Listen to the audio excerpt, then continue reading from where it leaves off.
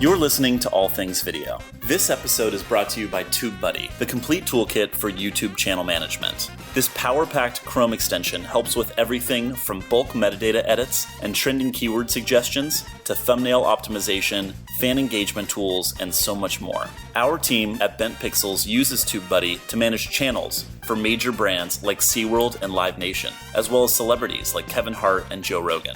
They absolutely rave about the product, and I'm sure you'll love it too. Visit TubeBuddy.com to meet your new best friend on YouTube.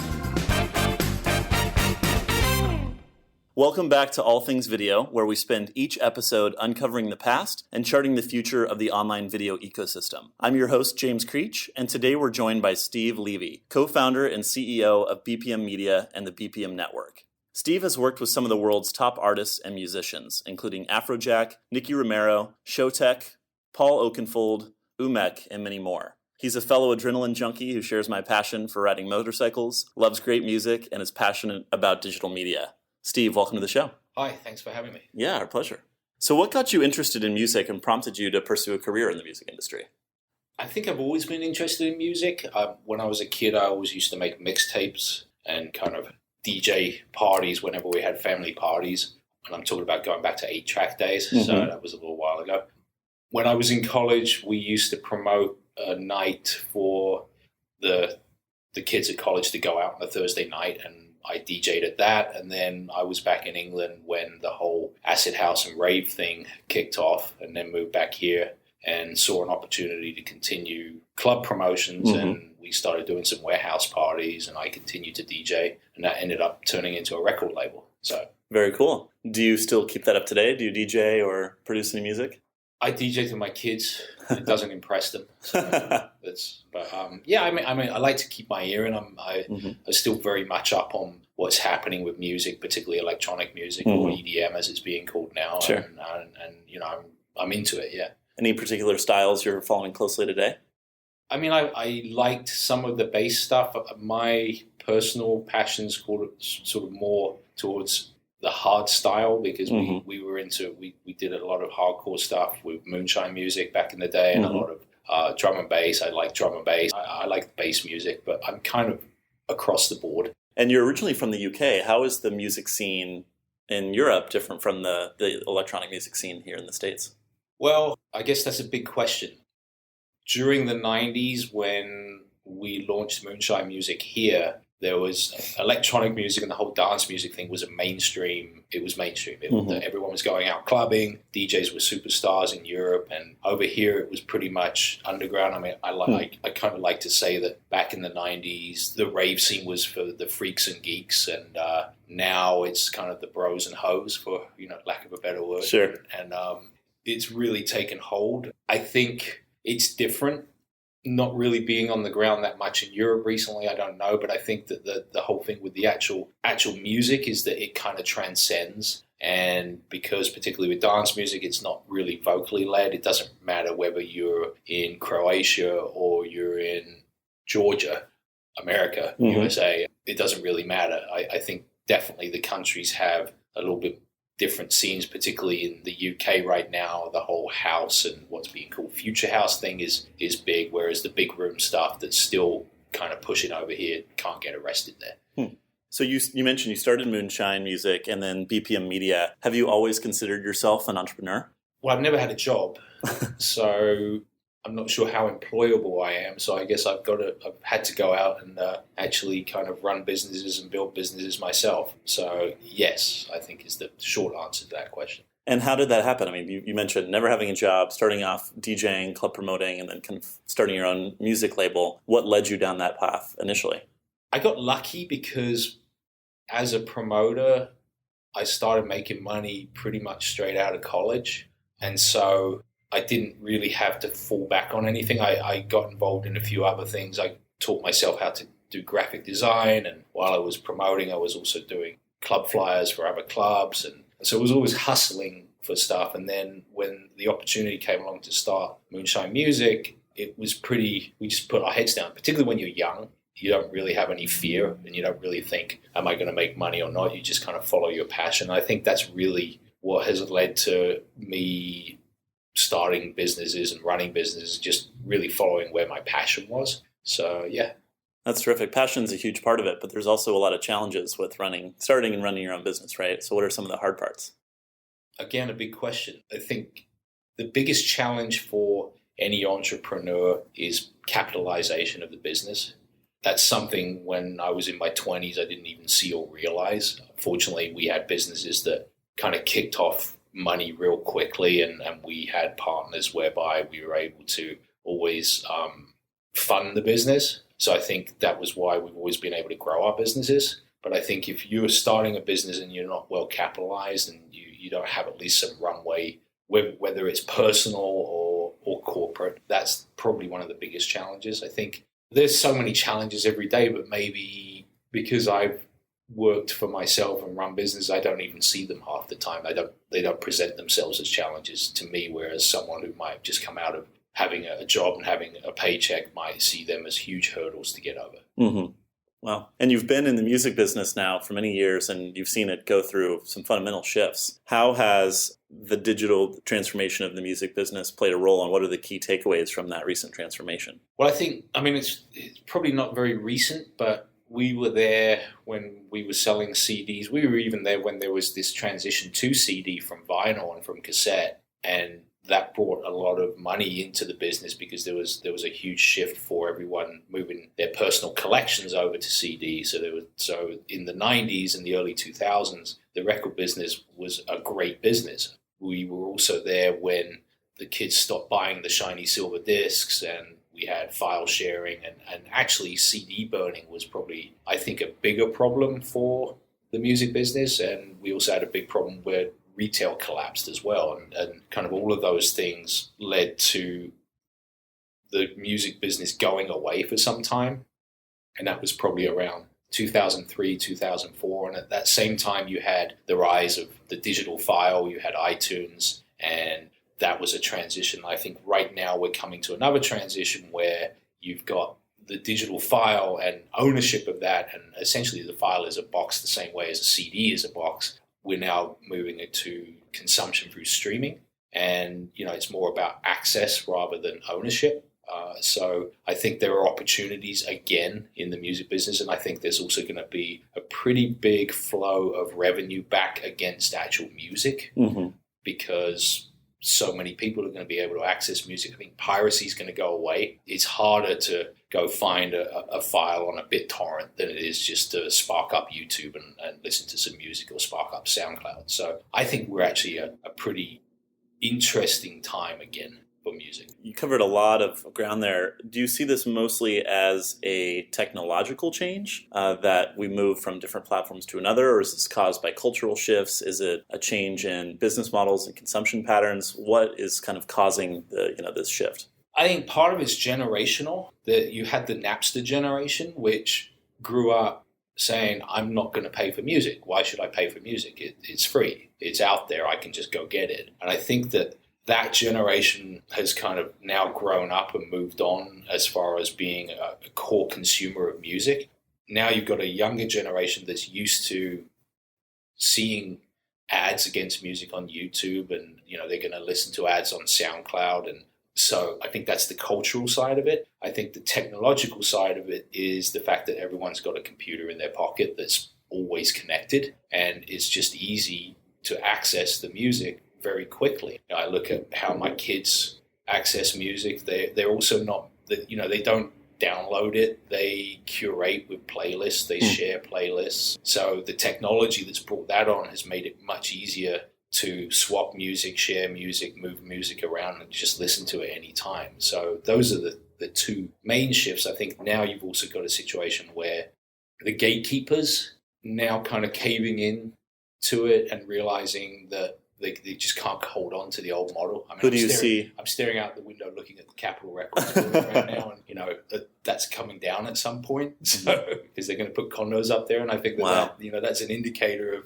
kind of where we're at, and the fact that at least the major labels are now finally allowing their catalogs to be on platforms like SoundCloud and YouTube. That's going to be a big shift too. Yeah. Do you see the same phenomena happening in video for TV networks and film studios, much in the same way it's happened to music? Absolutely. I think the thing about the movie business and the TV business is that they watched how the music business just screwed things up in the early 2000s with how they were managing their rights and putting walls up. And I think that they just did a better job of managing how their content was going to be consumed digitally. I mean, I think that there's also a lot of different things going on there where the streaming technology, it's pretty hard. Still, even today, it takes a long time to download a movie. So if you can make it easier to view a movie on Netflix than it is to download it and charge someone $10 a month, I think that's where you're going to win. And so, but I think what's interesting,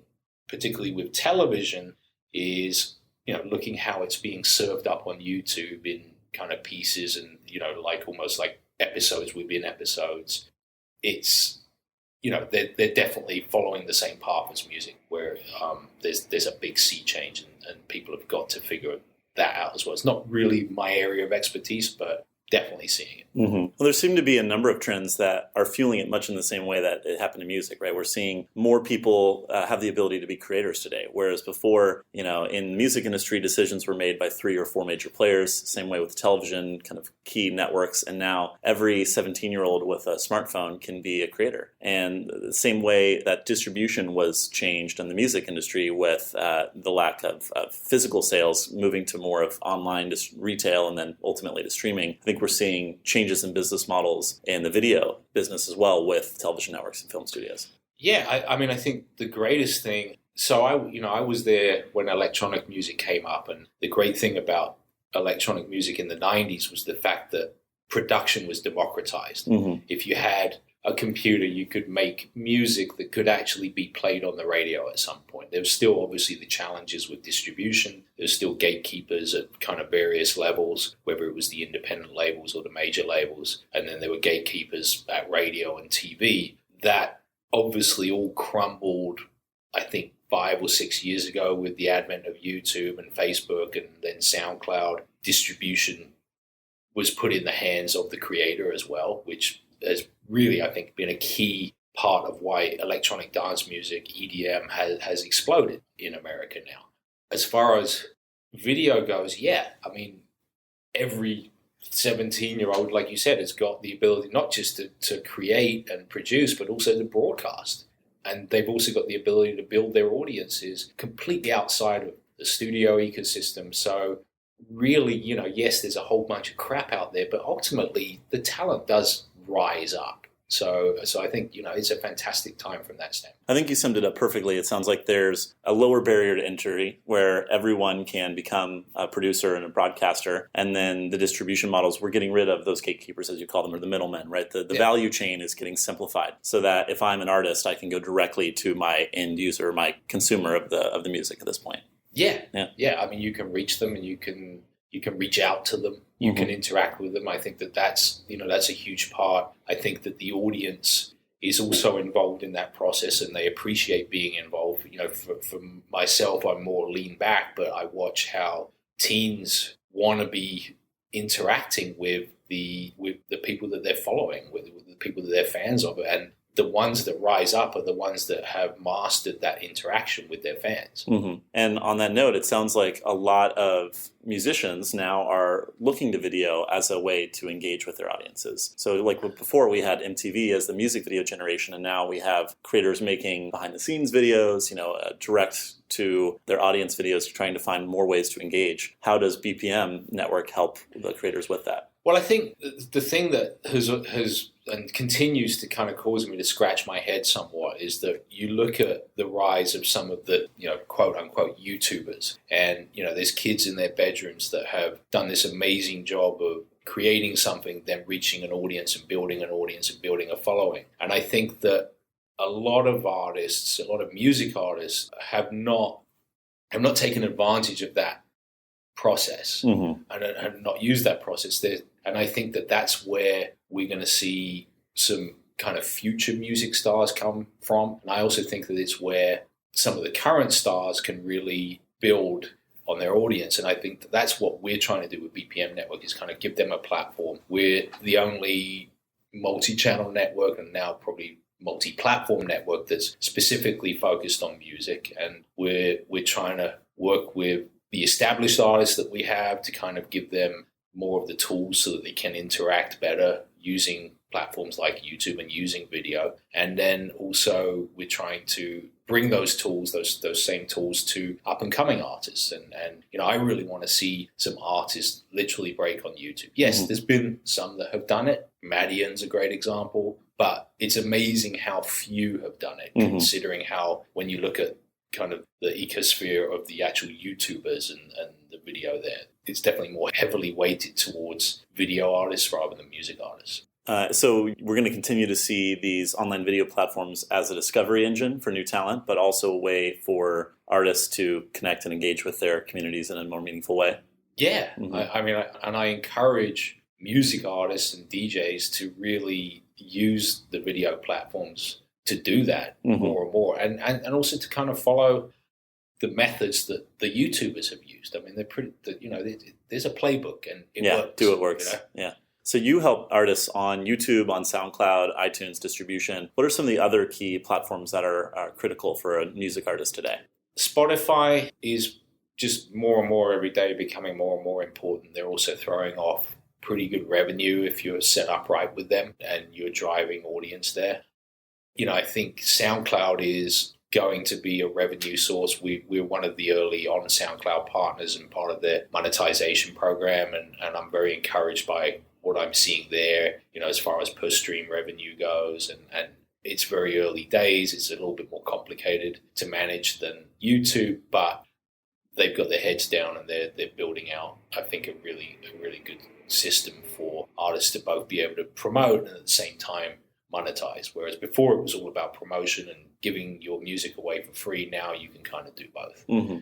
I think Apple Music is going to be very important. I think I wouldn't even say the jury's out yet. It's just such early days. And I think that there's going to be a lot of money coming in against the consumption of music thanks to Apple Music. I don't know if it's going to happen in 3 months, but I wouldn't bet against it. And I think that, it's very encouraging for the music business again, because there'll be money coming in for consumption. What about live streaming? YouTube has done a little bit of this with big music festivals like Coachella. Do you think artists themselves will turn to live streaming platforms? Yeah, well, we've been involved in live streaming with the Ultra Music Festival. We brought 7up to that, and as a sponsor, it's one of the biggest music streams on YouTube, and it's been very successful. I think for the big brands in the festival space, I think it's important.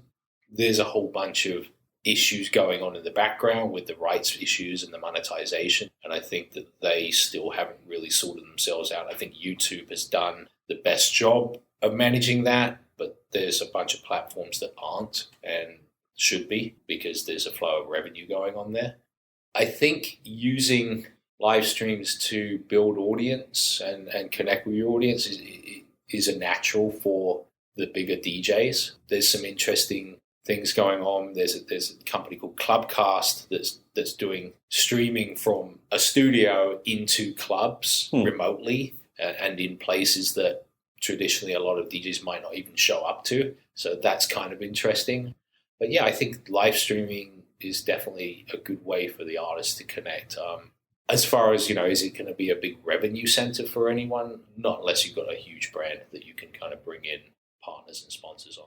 You've also mentioned the rights issues a few times. Are you seeing artists face a lot of rights issues with people uploading their content to Facebook, uploading their content to other platforms where there's not effective copyright or anti-piracy controls? Well, yes.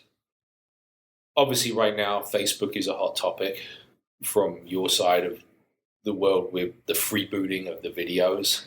There's a whole bunch of content up there that's the rights definitely are not being managed correctly. Same thing going for music. Seeing a ton of music in videos being played with ads next to them on Facebook, and at this point, it's surprising me that the major labels at least are not jumping up and down, although what I'm hearing is that they are working on a CMS, on a content management system, and I think they're going to be intelligent in the way that they roll it out. So I think, again, that's going to be another boom for music and anyone who is owning the rights to content. I think just right now they're playing a little bit hard and fast. It was fine probably for YouTube to do it in 2006 before they were bought by Google. But the fact that Facebook is a $160 billion company and they're playing again, they're kind of flying a bit close to the sun. But I think they'll figure it out and it will be good for all of us. And, we definitely want to be involved in that. Are you helping your artists today combat those issues, monitor that online? Well, I'm not